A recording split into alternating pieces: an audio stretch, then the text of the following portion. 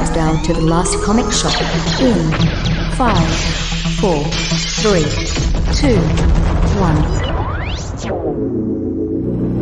Earth 1 and Earth 2 are set to perish next, their fates inextricably linked together. The fury is worsening. First it was the skies glowing red, then the storms and weather, now the cosmic disturbances which rage across both universes.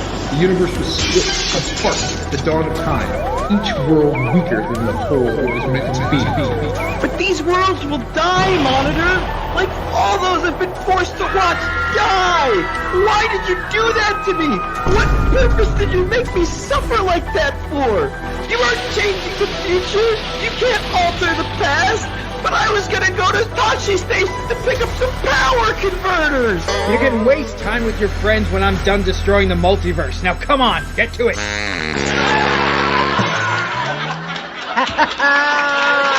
Is that okay? And welcome back to another week of the Last Comic Shop, where we dust off the long bins and look at some seriously good crossover events for newbies.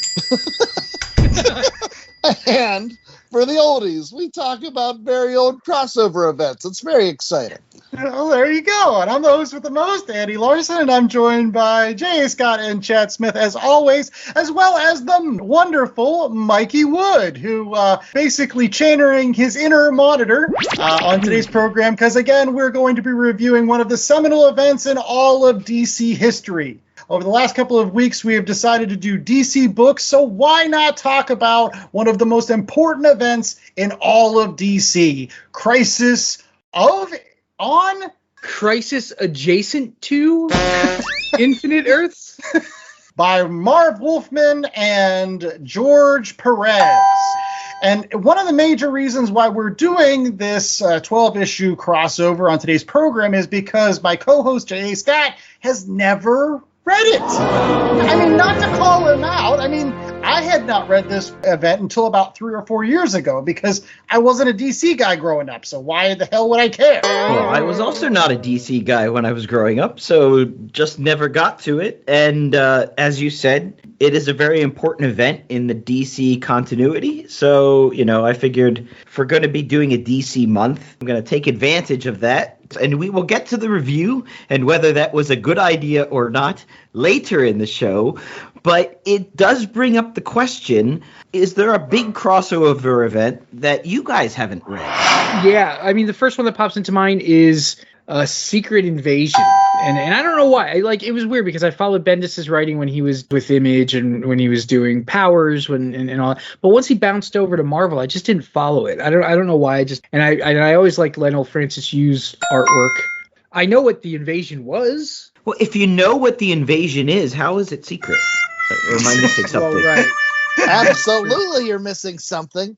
And that is, because I was reading at the time, the build-up to Secret Invasion was awesome because you didn't know who was a Skrull. And Bendis was all about, these characters you've been reading for years, some of them secretly Skrulls. And then they would release the covers to the tie-in issues, and it would be your favorite classic covers, but with Skrulls. Oh, it was great, and the build-up was so awesome. And then the event happened. But the build-up was awesome. So you didn't like the event, Chad? Unfortunately for me, and I love Bendis' stuff, but I do think he's much better at setting the table than he is. And so I think it suffered a little bit. He likes to set the table, but he's not cleaning up the dishes. Yeah, exactly. So of all those covers, which one would you say was your favorite? The Behold the Vision. The Vision's a Skrull. When Captain America comes out in Avengers 4, the Cap's a Skrull. It was the fun twist. But they're all good. Thanos a Skrull because he's got the same scrotum chin that the Skrulls. Yeah. I mean, that's there, but he's something different. Not a Skrull. Well, I mean, but that's timely too, because again, they're going to be putting out this Secret Invasion show on Disney Plus. Maybe you'll go back and check it out now that they'll come up with this TV show, Mikey. Yeah. In any case, Chad, which comic crossover did you not read? Everybody knows the Marvel classic Secret Wars, which was lots of fun, and I'm sure we'll talk about it in relation to Crisis. But one I've never actually read was Secret Wars 2, Yonder Boogaloo. Where he wears his disco suit. With that weird leather jacket. I don't know. And Wasn't it white leather? Was he Eddie Murphy? It was like rolled up at the sleeves, bare forearms. It didn't make a heck of a lot of sense at all. No, but I feel like that's kind of cheating because I don't think a lot of people read Secret Wars 2. He's indelibly edged in my mind as like a crossover I wished I hadn't read. Yeah, all I know is it had a bajillion crossovers. Like every book got that little triangle on the cover. Yeah. Secret Wars 2 tie-in. There's a crossover from a crossover, crossed over. Well, I think I'll go next because I think going along with the Cosmic Kick, one crossover that actually a lot of comic book fans kind of look at me cross-eyed a little bit. They're like, huh? Really? They give me the stink eye because I never read it. I never read Annihilation. What? That's what I'm saying. Everybody gives me the stink eye for that. I think it's because I came in a little bit late and everyone was talking about it and I was already so far behind that I was like, all right, fine, I'll read it eventually. And by the time it came out, then they started off with like, what, War of Kings? Did that come out next? Or Realm of Kings? And then there was a Conquest or something. And I was just like, where am I jumping on at? Right? Yeah. The unfortunate part about that series, and I feel super guilty because that was happening around the same time as the Marvel Civil War stuff and DC's 52 stuff. And so I was already buying all these other books and my comic budget was stretched thin. So I read pretty much all of Annihilation at Barnes & Noble in their cafe. I'd pay for coffee and like, oh, okay, I'll read a Drax miniseries here. But yeah, it was split up over so many different parts. But if you read it, like, there wasn't a part that wasn't worthwhile and fun and put a fresh spin on characters. And like, if you had questions, they were good questions and made you want to come back for more. And plus it brought the Guardians of the Galaxy and all that fun stuff. It made Nova cool, for crying out loud. I guess, J.A., is there another crossover that you might want to bring up that you haven't read in addition to Crisis of Infinite Earths? Well, I make fun of it all the time, but outside of the Silver Surfer annual, I don't think I ever actually read any of the Atlantis attacks. See, if you're going to cut on a book, you have to have at least read it. Come on. I actually have it in omnibus. I don't know if that's something I should be proud of or something I should be, hiding my head in shame, but I do have it. I got it real cheap. Did you get that in the dollar bin? Well, you see, there's Atlantis, and they attack. But no, it ties in a lot of aspects of like the Serpent's Crown, which I was a huge fan of from certain runs in the late 70s and early 80s on the Avengers. It also ties in some stuff with the Eternals because basically they're all deviants that live in Atlantis anyways. And so like I do miss the days when Marvel would do their crossovers in the annuals in the summer. You get like Spider-Man and New Warriors crossing over, or like New Mutants or X-Force crossing over, and like there's a lot of crossover stuff that I missed out on just because I couldn't afford to buy like 60 books. They were annuals. They were expensive. They were like $5. Do you remember like Inferno tie-in or like Secret Wars 2 tie-in? And so you're like, oh, I got to get that. You read it and you're like, how the hell did that tie into Secret Wars 2? Like they don't necessarily tie in. Yeah. They're not really necessarily part of the big story. Right. They have reading order websites. But right. I wish the reading order websites were honest and they were like, you know what, this power pack issue. Yeah, sometimes the tie-in is like the sky was red in the last panel. Yeah. Some crossovers are super good and some crossovers are just not super good. Like we're going to decide whether or not Crisis of Infinite Earths is in that one camp or in that other camp. So stay tuned right after these commercial breaks for more Last Comic Shop. We'll actually be talking about Crisis of Infinite Earths and whether it's good or not. Stay tuned. Have you ever found yourself confused about the current state of the MCU or whatever the hell is happening with the DC universe? Do you often have no idea what the hell the difference is between craft beer and that Bud Ice stuff at the gas station? Well, then look no further. We present to you Hops Geek News. We're yet another geek and beer podcast in an already oversaturated market. All right. We drink and we pretend we know things. More often than not, we don't really know things, but we do talk some really great topics, and we most definitely can drink. We'll deliver you news and then dive into any random topic you might have never knew you actually were passionate about. With lots of fun facts about beer. And from Marvel to DC and Star Wars, and to why Die Hard is most definitely a Christmas movie. Which it is. basically anything that our spouses are sick of hearing us talk about. Join us on YouTube or anywhere you listen to podcasts. New episodes weekly. Just search Hops News. All right, we're back with more of The Last Comic Shop, and it is now time for our Read Pile Review. Yes, even in 2022, we have not forgotten that we review comic books on this program. And, of course, on today's program, we're going to be doing another DC comic, given it's our semi-DC month, even though we started one in 1 month and whatever. Long story short, we're doing Crisis on Infinite Earths. It's been written by Marv Wolfman with pencils by George Perez. You had Dick Giordano, Mike DiCarlo, and Jerry Ordway doing the inks.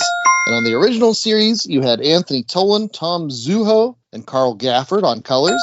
And then for the version that I think most of us read in the modern recolored trade paperback forms, you had Tom McGraw, color reconstruction and enhancement with John Costanza on letters. All right. I think it's only fair that given this was J.A.'s pick for our DC month, that he do the 10-cent synopsis as best he can. It's easy. What are you talking about?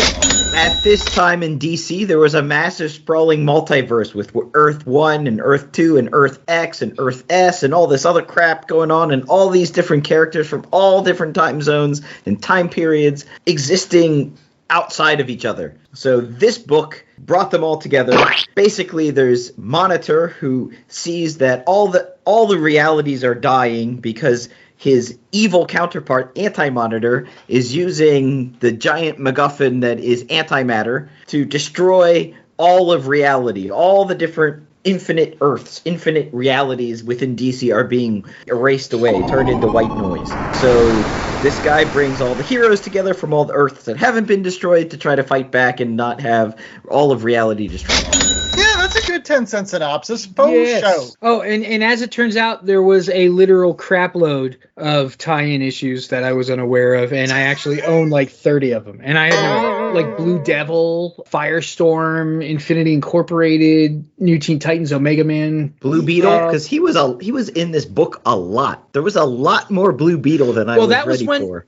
Well, that's because they had just purchased Charlton at the time, and they wanted a way to put them into the universe. So they just bought like Captain Atom and Blue Beetle and so they use all those characters, but then they kill off like two of their main characters. Yeah. Because that's another thing that we'll get into. This crossover is infamous, I guess you could say, for the amount of superheroes that DC pretty much just axed off the table. Yeah.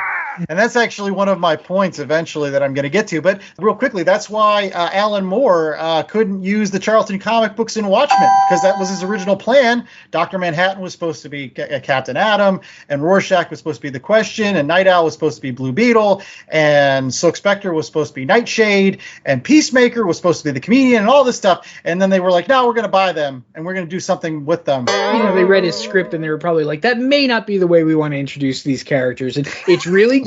You know, maybe Blue Beetle doesn't want to be impotent unless he's fighting crime. You know, maybe we ought to go a different angle with this, Alan. But back to my original point that I have some strong feelings about this. This is now the third or fourth time that I've read Crisis of Infinite Earths, and I have three huge beefs with this series. All right, it's a venting session. No. We're Trigger warning. No, this is from the 80s, buddy. So we're gonna go vintage 80s commercial, and I'll be that lady from Wendy's and just ask Andrew, where's the beef? All right. Number one beef of Crisis of Infinite Earths, it is way too long. That is my major issue with this book.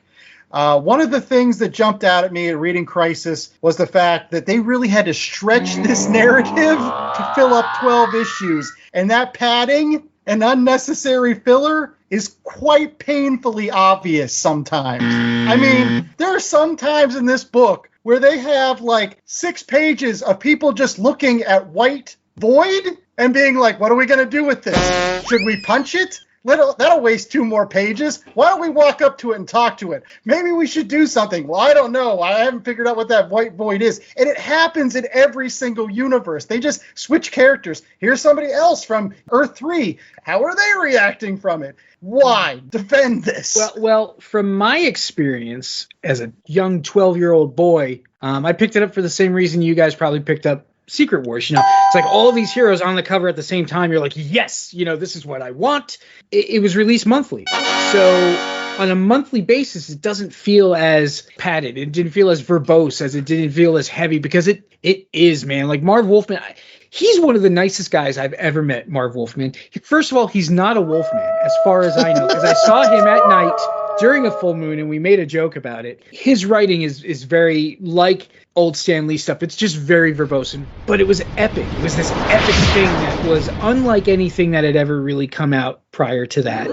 My defense of this book is that I do believe that Crisis on Infinite Earths was a labor of love. I think Marv Wolfman and George Perez worked very hard on this. They very intricately plotted this. They went to great pains to make sure they had all these different characters represented. And basically, in wrestling parlance, think of the Royal Rumble. You have all these wrestlers that show up at the same time. Everybody has to get their moment. And if your guy doesn't get his moment and he gets short shrift, you are going to be so upset and so angry against the whole thing, you're going to, blow off the rest of the Royal Rumble. And so what Marv Wolfman tries to do is give everybody an appearance, give all the main players at least something. The Justice Society and Infinity Incorporated and those guys. And you have the people that care so much about the Legion of Superheroes. And then the people reading Firestorm on a monthly basis. Well, all these fans are coming to the show and they want to see their guys and gals represented. And so is it padded? For sure. But so much of that is just the celebration of bringing all these things together and killing them. Look, I understand your point about everybody wanting their guys, Chad. But I look, didn't you think that some of these cameos were like completely like unnecessary? Did you really need Adam Strange or Shining Knight or Commandy? And like some of the subplots don't even make any sense. Like the origin of the new Wildcat, or Psycho Pirate's attempts to take over the Shazam and Charlton Comics universes. That was just a padding for an issue. I'd never heard of the character before, but what a great name, Psycho Pirate. Just awesome. I actually liked that storyline. That was one of the more amusing bits. Cool things about this is your sampler platter of the DC universe. I never read the Atom when he had a tunic and carried around a sword. Why the hell does the Atom have a tunic and a sword? That was a great I kind of want to know. My major problem with why it's so long and all these unnecessary cut-ins is because DC was trying to do something with this particular series. They were trying to reset 50 years of continuity. Right. That is an extremely important job. So you have to be laser focused in your narrative in order to do this. All these unnecessary cameos takes away from the main plot of the Monitor and the Anti-Monitor and the survival of the multiverse. Like, let's just say that. This was coming on the tail end of Secret Wars, where they just wanted to have people fight. That's why they have the issue where, like, all the supervillains just try to take over the Earth. Like, why does that have to happen? That has nothing to do with the survival of the multiverse, which is a bunch of superhero villains that are teaming up, and you're like, oh, there's Lex Luthor. They would do. You're reading it sort of now. Think about if you're the 50-year-old guy who's actually been reading comics since Shining Knight was a thing. A guy who read Fawcett Comics when he was a kid, and he's like, wait a minute, DC owns Fawcett Comics now? Because you had to introduce those guys in there because they had just got the Fawcett universe. They had just got the Charlton universe. So Secret Wars was done for the people who were reading comics at that very moment, at that time. This was meant for people who had read DC Comics from the beginning all the way until now, and the people who are just starting to, and they're like, well, wait a minute, Superman's married to Lois Lane in this issue that I read. How come they're not married now? Wait a minute, Huntress is Batman's daughter since when? And all this other stuff. So this was an attempt to mash, 50 years of continuity? Yeah. Into one cohesive thing. I totally agree with everything Mikey has said. And remember, Secret Wars, which has come up again and again. We've talked about this. What was the purpose of Secret Wars, Andy? To sell toys. Right. Was there a toy line for Crisis of Infinite Earths? No, that's why. What was the point of Crisis of Infinite Earths, and what are they trying to sell? They were trying to sell a reboot of the DC universe, which is why it had to be. They're trying to sell comics. If they want to sell comic books, they need to accomplish two things with this story. One is respect the past and be delicate with those people that have cared about these characters along the way and want to see their guys. They also need to set the table and bring in new things that are going to get readers excited. That's why you get Lady Wildcat. That's why Firebrand gets a new worst costume. That's why all these changes are put into effect. Yeah. And at the end of the day, you want to get people excited about that, but it's a delicate balancing act. Yep. That's what I like about what Wolfman and Perez did. The sheer chutzpah of it to say, we're going to take all this different stuff that DC has bought. We've got all these weird continuities that make no sense, that exist without, each other. And we're going to bring them all. We're going to slam them together. We're going to build a story. And not only are we going to make them all interact with each other, but at the end of it, it will be one line going forward. And for DC to basically say, you know what? Yeah, you can have the Charleston. Yep, you can have this. Yep, you can have the 50 years that we've done with all this stuff, and you can blow it up and go to one. Sure. Show us. All right, let's get to your second beef. Second beef. And this is like a minor beef, but I think it's important. This particular crossover is known for a very large event among a lot of comic book fans, which is the death of Barry Allen. Everybody knows that Barry Allen dies in Crisis, but nobody remembers that Supergirl died. Sure, she's on the...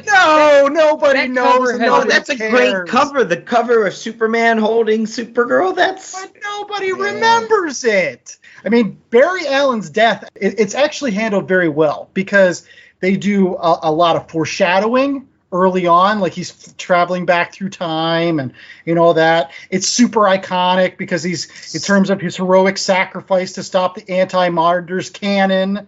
And his death actually mattered because for decades after, it allowed Wally West to grow and mature. And so there were real things that came out of Barry Allen's death that really impacted the DC universe going forward. Supergirl dies, and they just don't do anything. They don't bring back another Supergirl. They don't bring back somebody to fill in that legacy. They kind of did. They sort of did. Yeah, but was that Wally West? Wally West would look terrible dressed like Supergirl. Nice. I'm going to say, I can answer this very succinct. Do you know how long it took them to bring Barry Allen back? 20 years, I think. Yeah, you had a solid 2 decades of Wally West stories. Do you know how long it took them to bring Supergirl back? John Byrne's reboot Superman 21. Not even 2 full years into the reboot, they had another Supergirl. Yeah, but it wasn't even a good Supergirl. It doesn't matter. West. Here's a spoiler alert. It was never a good Supergirl. Supergirl was just one of those things like Batgirl and stuff in the 40s and 50s. Their idea was to get female readership. Let's make a girl version of the Super. I don't know if that worked. I get it. I get Supergirl is in essence a redundant character, but that doesn't mean that you go and you kill her off. Sure, No, I appreciated reading this book now with the power of hindsight because Flash's book was canceled. They had stopped Flash's book after the murder trial for the murder of Iris Allen. So he was donezo.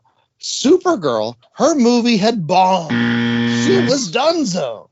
Yes. And so why are those 2 characters that bite it and get rebooted in the Crisis on Infinite Earths? Because DC had nothing to lose and everything to gain by rebooting those characters. And they took these 2 characters that had kind of fallen by the wayside and fallen out of favor, and they gave them big, dramatic exits. They gave them the ending that they probably deserved as characters, as opposed to just your book's canceled and your movie was shit. Right. But what I'm saying is, but everybody still remembers this as the series where Flash died. I guarantee if you ask most comic book fans, they don't even know that Supergirl dies in this. I think they do because they remember that the cover's iconic. The cover's iconic. But I think what you're attributing all the Wally West stuff that came after as the result of Crisis, therefore the Flash death is more important because you got all that good Wally West stories, whereas the Supergirl stories that came after maybe aren't as good. Yeah. I just think it's just a matter of the character. I mean, Supergirl has her fans, absolutely. I just don't think she was ever really that interesting a character, but they were like, let's do something big with her. I won't lie, it's my favorite issue of the entire series. Well, because I love how that assault on the anti-monitors Stone Citadel, and they bring out all the big guns like 2 Supermen and Captain Marvel and Captain Atom, Lady Quark. Honestly, that's where the series should have ended. If I'm talking about it being too long, issue 7 or whatever, that's a perfect capstone. Supergirl's death, that's a good way to end it. Have her kill the Anti-Monitor and be done with it. Move on. Yeah, but then you don't get that awesome villains cover. That cover's pretty badass. Well, and I guess that's my final beef. And this is my Where's final the beef? And it's the fact that I do like this. There are parts of Crisis on Infinite Earths I really do enjoy. But I feel like because it's too long, because of the way that it's kind of plotted and so forth, a lot of good moments get kind of lost in the shuffle. And here are some really good moments for me. Again, Death of Supergirl. I mentioned that issue. It's probably my favorite issue, even more than the Flash death. And I do like Psycho Pirate. That whole subplot with him, it is really chilling at times. Like, he is a really interesting character. And my favorite part of this entire story is actually the storyline with the Superman from Earth 2, Kal-El, the big L. Like, his whole story, where, like, not only is he the Superman that has all the pathos of losing Krypton and everything like that, at the end, he loses his universe and everybody he cares about. And yet he still survives, and everyone's like, oh, you got to deal with it. And he's like, no, dude, I don't have to deal with this. Like, you don't understand what it's like to be me. Like the original OG Superman that had to deal with all this crap. And now I lose all my universe while Man of Steel Superman's still running around with all his pals. Like, I got to be the guy that put this on my shoulders. And so, like, at the end, when he gets his Lois back and he goes into his, like, little pocket universe, that's really heartwarming. And, like, a really good conclusion to his arc in this story from the beginning to the end. He's, like, the real protagonist, at least in my mind. But again, it gets lost in the shuffle. There's issues upon issues of people just staring at white voids and trying to punch them. And it's bloated, but it's a epic crossover thing. They're always bloated. Have you read The Lord of the Rings? Like, for God's sake. It could have probably been 6 issues, but I think maybe they were giving a year for current books to kind of wrap up what they were doing, because the whole thing was going to start over again. Because they had introduced Jason Todd in Batman with a similar parents were, I think, acrobats too, killed by Killer Croc and all this other stuff. And then they restarted him. So now he was like the kid that tried to rip off the hubcaps of the Batmobile, which I think is genius. You know. I was going to say too, and I think one of the big trade-offs of these big events is you're saying, like, I can't believe this was rolled out into 12 issues. Honestly, this could have been 144 issues.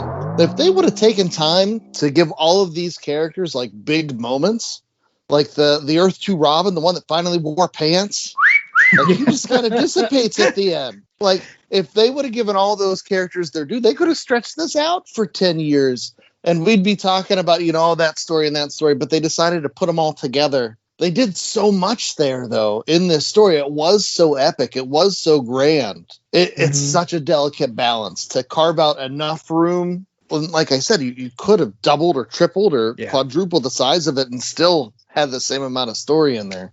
My problem just comes with the dialogue, because the dialogue is so melodramatic and so like I have a problem when comics don't sound like the way people actually talk. Like when like Savannah's like, curses you. Nobody says that. Nobody has ever actually said that, but Dr. Savannah says that. So the cheeseball factor is part of the whole Fawcett thing. Mikey Wood, what in the blazes are you talking? You know not what you speak about, sir. That's right. Well, it's like what that issue of Avengers where Iron Man says he's going to give Cap some straight dick. Like, he had the nose on that one too, didn't he? Yeah. You don't want to mess with Iron Man with the nose. Yeah, Iron Man is like the darkest multiverse Iron Man. That's the darkest timeline. The darkest timeline. Is that all your beef? It is. If I've got any more left, I'll save it for our rating section right after these commercial breaks. Stay tuned. There's the beef. Hi everyone, this is Mark, the DM for Stranger Damies. What is Stranger Damies, you ask? Well, we're just a bunch of first-time D&D players exploring the world of Tal'Dorei 30 years after the events of the Coma Conclave, which was made famous on Critical Role. Join us every week as we roll some dice, make some mistakes, but most importantly, we have fun. New episodes air every Wednesday at strangerdamies.podbean.com or on your favorite podcast streaming app. Don't forget to like, share, and subscribe, and follow us on Twitter and Instagram at Stranger Damies. And Is it Wednesday yet? Coming to you live from whatever podcast you're currently listening to, it's your boy Jay West with my co-host Mac East from the We Get Dub podcast. What up, nerds? It's me, Mac East, and we got a badass anime podcast for you. We got hot sauce, we got hot takes, we got booze and banter. And you can listen to us on all major platforms. The We Get Dub podcast hits harder than a Goku gut punch. All right, we're back with more of The Last Comic Shop. The Last Comic Shop brought to you by the beef industry. Beef, it's what's for dinner. All right. It is now time for our ratings. That section of every single episode of The Last Comic Shop where we set a numerical value to somebody's comic book that they spent a lot of time working on. And again, maybe ate a lot of hamburgers, who knows. But J.A., what is our rating scale for Crisis on Infinite Earths? Well, it only goes to serve if we have a crisis on Infinite Earths. How many Earths are you going to give the crisis? Can I destroy them? Can I be like the Anti-Monitor and chop them? You can go first. What do you give this book, sir? Geez. Heard all your beef. I know. And despite all my beef, I'm not going to be able to give this less than a 2. It is average.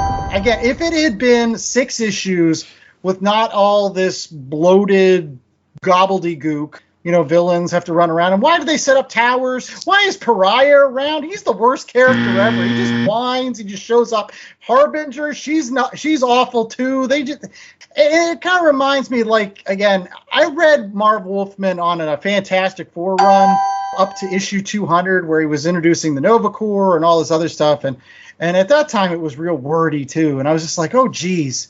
This is like taking 5 issues to explain something that should be just 1. And I give a lot of credit to George Perez because the artwork is gorgeous. But he had to draw so much of it. Like, each page is like 16 panels. And it's just like he had to give Marv a chance to talk. And I'm sure he's a charming man, but, sometimes less is more.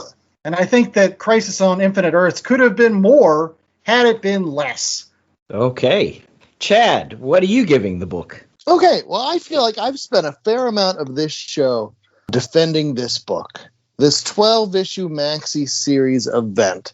And genuinely, I believe in my heart of hearts that Crisis is a top-notch, A-level effort from A-level creators to solve a problem that isn't actually a problem. And this is my beef with Crisis on Infinite Earths, is that its goal, while as well-intentioned as it is a terrible goal. Because one of the fun parts about the DC universe was all the extra little side pockets. The Earth 2 JSA crossing over with the JLA. The Earth X with Uncle Sam and his freedom fighters. And they had potential for so many more pocket universes with the Charleston, with the Marvels and all the Fawcett things. And what do? They're like, no. We're not going to do that. We're going to come up with this big old convoluted story to justify cramming everything in to one Earth. And then what it ultimately resulted was some really great stories. As Mikey alluded to earlier, coming out of this, you get John Byrne's Superman, you get Batman Year One, but you also get the editorial staff didn't stick with their plan. And it's like some of Batman's history stayed and some of Batman's history was rewritten, and they never officially went back and clarified. And it ended up being more confusing and causing more problems in the long run. And honestly, what this reminds me of, I go back to work. And I don't know if you have these people at work, but I do. They're the people that work really hard, right? Do you have those people at work? And you have a problem you need to solve, and these hard workers are like, I'll do it. And they come up with this solution that you can tell that they mean really well, and they're putting their best effort into it. But oh my God, is it such an inelegant solution? It's such a convoluted mess that it ends up making more work for everybody. And I think that's what happens with Crisis. It's epic in its scope. Its attention to detail cannot be beaten. George Perez on art and Marv Wolfman with all these characters and juggling all these things. You cannot undersell the work that they did because it is awesome, literally awesome. But at the same time, it's also kind of repetitive and it's silly, but it's silly in a way that lacks the humor that something like this would need. And it's like I said, it's that employee that comes up with a plan to solve everything that just makes everything more difficult. And then at the end of the day, you're like, why did we bother to do this thing again? And then you end up with things like 0 Hour and Infinite Crisis and New 52 and all these things resulting with all these different continuity errors when, you go across the street to Marvel and like, yeah, Frank Castle fought in Vietnam. No, Frank Castle fought in Afghanistan. Frank Castle fought in some war. Who cares? Let's just move on. They don't feel the need to dwell on the problem. Whereas like Marv Wolfman and George Perez, they're digging in to solve this problem that doesn't need to be solved. And you do all this hard work, but without the joy of the accomplishment at the end of all that hard work, you'd be like, oh, we made something really great. No, you just made something you're going to have to fix again in another 5 years. And so for Crisis, I'm going to say 2.75 out of 4 Earths. So if Last Comic Shop fans have learned anything on this day's program, Chad just likes to argue with me. He doesn't care what point of view I have. It could be the same point of view, just say it. Anyways. Yeah. Mikey, right. We'll save JA for last. Mike. I mean, personally, I think continuity ruins everything. I always thought that it would be cool if every creative team started over from the beginning. Like every time a new creative team comes into Batman, starts over. And you can add twists and turns and whatever you want to add to it. So I agree with Chad in the fact that it was fixing something that wasn't necessarily broken. But when you have 50-something years of books, and some people who've probably read them for 50-something years, you might have to kind of do that sort of thing. I'm going to give it a little higher. I'm going to give it like 3.5. Like The Last Earth is kind of fizzing out. I liked how big it was. My memory of it is probably different from you guys because of how I read it. I did buy the trade and read it in one big chunk, and it is a slog. It is like, oh my God, this is taking forever. But monthly was fun. So that's my thing on it. I don't, and Marvel never really cared about continuity, but it seems like they don't have as long a history, and they didn't have silly golden age kind of stuff like the imaginary stories that nobody realized were imaginary and all this other. If Marvel did that, they had their own book. It was called What If? Here's your imaginary stories. You could read it all here. No, I think Marvel cared about continuity. They just kept on moving, shifting the time. All the events happened, but they just happened later, some other time. Yeah, they just didn't care that much. As an amalgam of things, like when you're reading Batman and you're like, this is the same universe at the same time that this Green Arrow book is happening, or when everything mixes together into your mind as one big universe, you run into those problems. And that's why I guess when I read comics, I kind of read everything capsulated. I don't necessarily imagine that they're all in the same world. That's how like Wolverine can be in 4 different X-Men books in 1 month. And you're like, wait, how is he here when he was in Madripoor in this one? Or when he was in, Marvel doesn't care. They don't care how or why. And that's a benefit to them, and that's good. That works for them. Some people care. Some people are like, okay, wait, how can he be doing this if he's doing this over in this book? And when does this take place as opposed to this one? How much do we integrate them? How much do they work off of each other? I went off. Sorry. That's 3.5. That is okay. All right, Jay, it was your book. What are you rating it? So I think you can't just look at this book as a normal crossover event, because it's a lot more than that. And you can't just look at it as a DC Universe reboot, because it's also a lot more than just that. It's a lot bigger than the sum of its parts. And I think if you just break it down and you look at the sum of its parts, as Chad and Andy, as you guys have pretty much done, I think you lose some of the importance of it. Because it's not just Secret Wars, which, as we said, was meant to sell toys. It's more than that. It's bringing all these different things together and trying to make them work in a universe and setting the table for years to come within a publishing industry, within, a whole company, basically saying this is the path we're going to do. So I don't think you can just look at it as it's a good story and it kind of sets this up, yes, and it brings, the Charleston stuff in and it's kind of good. I think you have to look at it overview as all of those bits. And the art is beautiful. Yeah, the writing gets a little bit long. I think the point that Mikey made about it coming out every month over 12 months. If you're reading it once a month, I think it works better than if you're reading it as a trade, where it gets a bit sloggy, as we all mentioned. Even I, who recommended it because I hadn't read it, thought at times it got stretched a bit. And okay, there's a bit of padding here, and who cares about this? But taking it as an event, you put it up there with the death of Superman as, one of the most important things that happened in DC Universe. And Superman came back.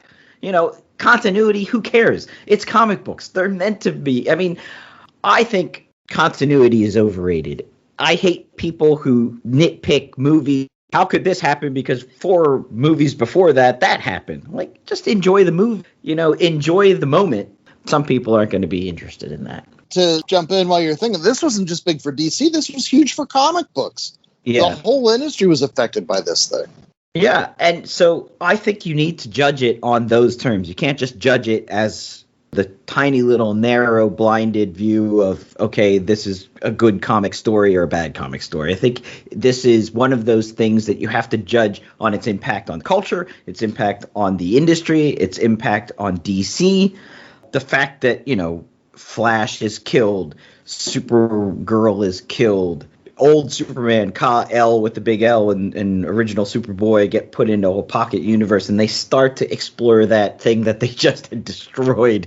They just spent 12 issues destroying. They kind of kept a little bit. It was like wow, we still got the ace up our sleeve, if you will, right? I'm going to give it 3.5 for its impact. I would say the story, if you're reading it today in a trade, gets a little bit long and padded, and it's like a 2.5 to 3. But just for the importance of it, how many times do you hear anyone talking about DC Comics? Is that post-crisis? It's such an important signpost in DC, and I'm glad I read it. And I think that I would encourage anyone who hasn't read it, read it, because it's such an important event. There you go. And hopefully some other important comic books that you might check out at your local comic book shop are our recommendations. Yes, it's time for that part of our show where we give you other comic books in addition to Crisis on Infinite Earths that you can pick up and check out for yourself. Yes, that's right. We like to recommend something current, something related to what we just read, something a bit out of left field. And because Mikey Wood's on the show, we get to get something from him, and it might be something that's new, related, and out of left field. We never know. So why don't we kick off with Mikey? What are you going to recommend this week? Well, I'm actually going to talk about another crossover of characters of a Marvel Universe book. And it's not Icon, it's not Ultraverse, it's not Razorline. It's the one nobody remembers. It's the Shadowline saga from Epic, and I think I mentioned this before. Basically Highlander, but if they had superpowers. And there were 3 books: St. George, Powerline, and Dr. Zero. And they're really, really good, but they didn't do very well. So at the end of it, they took sort of the last few issues and they combined it all into this mini-series called Critical Mass. And Critical Mass sort of wraps up all of the storylines. And I wish more people, I've been on, you guys know from reading my Facebook and stuff, I've been on this kick about books that I like that nobody seems to have read. Shadowline and Critical Mass is one of them. And we're talking like creators like, well, Archie Goodwin created all of the lead characters, but like Dennis Cowan did some of the artwork and Bill Sienkiewicz covers. It was like just super good. And you can find them in 50-cent boxes probably if they still have those. Is there still a thing? I've never heard of the series before, Mikey. So, like, how did they cross over? Like, you said something about superhero Highlander. Do they all kill each other? Or basically, yeah, they're sort of at war with each other. There is, it's the Shadow Dwellers, and they're a race of people who evolved faster than normal humans, but there's fewer of them. And at one point, the character Dr. Zero gets kind of sick of hiding in the shadows, and they all start to sort of come forward. And he becomes a superhero, but he's actually a villain. They start to battle each other for supremacy, and that's kind of cool. It's super cool. And there's 3 series. Each of them ran for 8 issues, and then there's 6 issues of Critical Mass or something like that. And there's a character that spun out of this I don't know if you read Marvel's book Terror Incorporated. I can picture him with all the spikes coming out of his head. Yeah. He was like a lizardy kind of guy. Yeah, he started out in Shadowline, and nobody asked any questions about it because who cares about continuity? He's just there now. All right. Well, let's go back to J.A. for his pick this week. I think it's somewhat similar, right? Yeah. Well, it's similar, kind of related, maybe a little bit out of left field too. But going to another one of DC's sort of signpost events, and I mentioned it earlier, was the death of Superman. And that whole arc has been really condensed into 3 trade paperbacks. You get the Death of Superman trade paperback, which is really just a giant long fight. From page 1 to the end, it's just a fight. I mean, let's be honest. And then you get the Return of Superman, which is the big one, and that's covering, you get the new Superboy, and you get the robot Superman, and you get Steel and Eradicated, which Elvis Presley Superman. So in between those two is my recommendation, and that was Superman Funeral for a Friend. And this is the grieving part, because Superman dies at the end of the Death of Superman. You get Ma and Pa Kent grieving for the death of their son. You get Supergirl and Guardian and Gangbuster trying to kind of fill the void because Superman is missing. You get people arguing over, what is Superman's legacy, and just how the whole universe has to deal with the demise of, one of the pillars of the universe. It's really well done. It really, you don't see so much nuance all that often in a comic. And I was glad that instead of just banishing it to a couple pages, they took time to focus on different aspects of, the death of Superman before they rushed into all these sort of new Superman clones coming up. Yeah. And it is the one part of the kind of quote unquote Death of Superman trilogy that people kind of gloss over. And to your point, it is good that they took some time to kind of, again, let us grieve and let us have some time to kind of reflect on what Superman meant to us. Yeah. And then, obviously you get stuff with Lois, and even Lex Luthor is like, oh, I kind of missed the guy. Not really, but I kind of missed the guy. There you go. Interesting bit of trivia on that one. They had to change the covers for the trading card sets because DC did not have the rights to put Batman on their trading cards. It was a separate deal.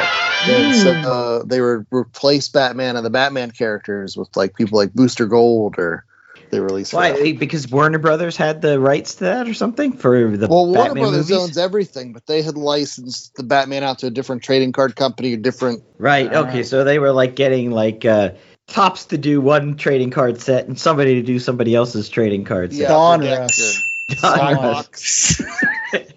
All right. Well, my recommendation kind of is very similar to JA's in that it's another DC book that kind of came out when I was a kid. There's probably better collections out there nowadays, but for my money, when I was growing up, there were some really great DC collections that were released. They came under this best Batman stories ever told, or best Joker stories ever told. And the one I'm talking about today is one called Greatest Team-Up Stories Ever Told. And you can still find it if you look either in paperback or in hardback like I have it. But it's a wonderful collection featuring some really great stories from some of the titans of DC Comics. Just some of the ones that I think are really important and related to today's book. You get the Flash of Two Worlds story in this, again, where Jay Garrick and Barry Allen first meet and really set up the quote-unquote multiverse of DC. In addition to that, as Chad mentioned earlier in the show, you get the first crossover from Justice League of America. I think it's 21, where the Justice League and the JSA from Earth 2 meet and battle villains together. But in addition to that, you also have some other really just great team-ups. You Green Lantern, Green Arrow from that famous Denny O'Neil, Neil Adams run. But you also get a really great story with the Flash and the Atom with Alex Toth art. You get some great issues from that Swamp Thing series that we covered earlier by Alan Moore on this program.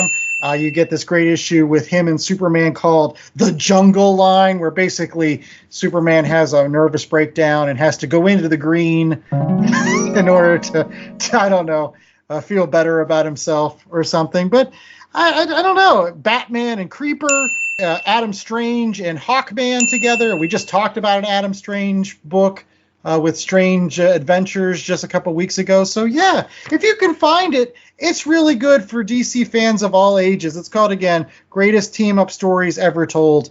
You get Superman and Batman and Robin being the Three Musketeers in one of that. That's super cute.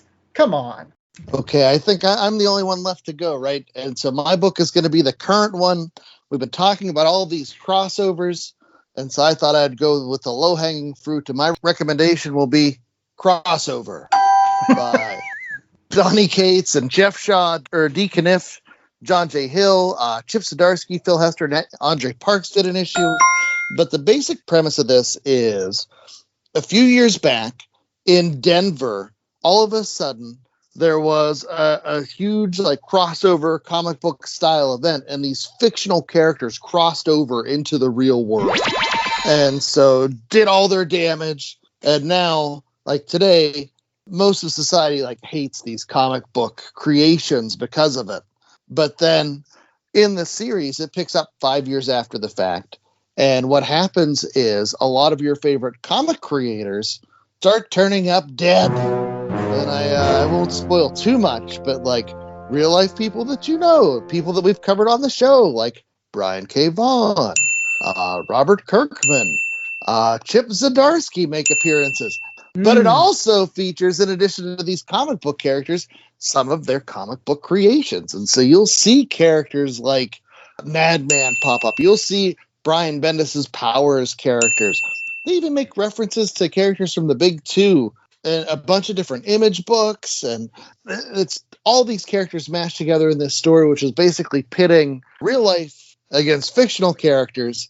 And whenever they have the fictional characters, they draw them with that dot matrix style coloring, so you can see this little girl, she's fictional. She comes out of the comic shop and oh no, look, you can see all the dots, and then the rest of the people are afraid of her. It's really interesting. It's a cool concept, and very fourth wall. Oh, absolutely. Very fourth wall. If you were into comic books and pay attention to the names of the people that are writing your books, this is for you. It's lots of fun, and there's just so much there to unpack. It's good stuff.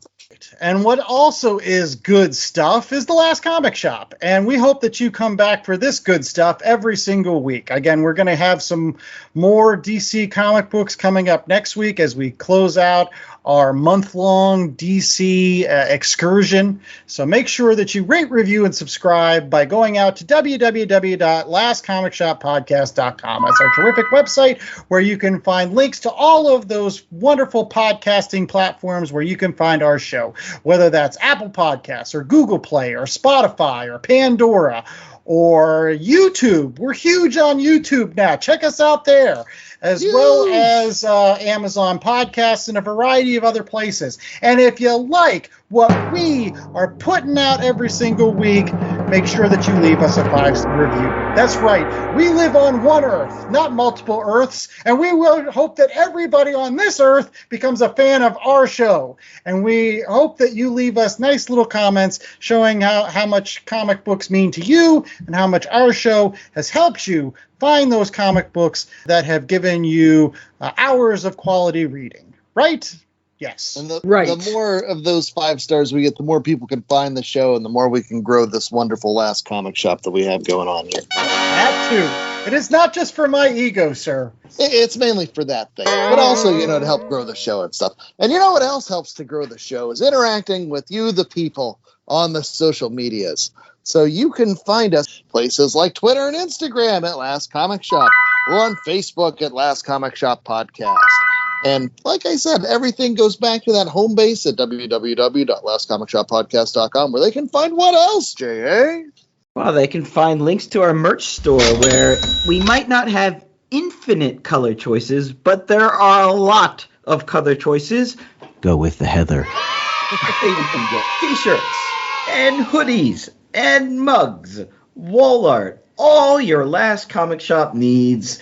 And you never know, we always are putting out special editions for Christmas, Halloween. Maybe we'll clearance out the old stuff. We should do that. Put them up for a week. Yeah, well, that's true. I do know that Mikey Wood, he's been thinking about making a special design just for our T-shirts. So, that might be coming out in the next couple of months. So make sure that you're checking out our merch store for all of our latest designs, for sure. And after you're done checking out all that awesome merch, you might have money left to spend at your local comic shop.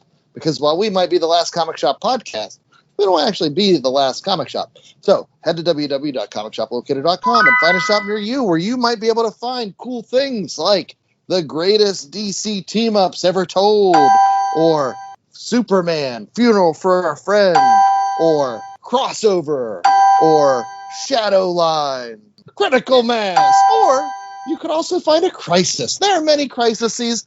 Today we talked about the Crisis on Infinite Earths. Pick your crisis. Who cares? Have fun with it. One thing that you can't find at comic book shops, but we wish you could, is the wonderful work of Mikey Wood. But you can find his comic books online. So, Mikey, go ahead and plug. Yeah, if you want to buy a hard copy one, it's made out of paper. Those are kind of cool. You can go to Amazon.com and look up Mikey Wood for Hate Your Friends Volume 1 and Pack of Lies. Or you can also read Hate Your Friends and El Phantasma on graphite.com, which is a fun little online, and they have tons of other stuff that you can read too.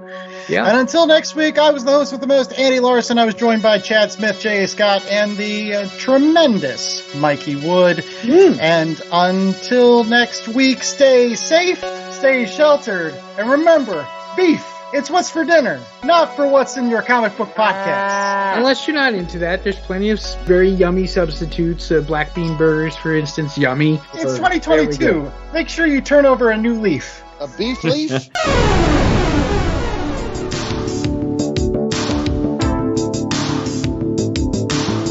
The Last Comic Shop was a 2022 Black Angus production.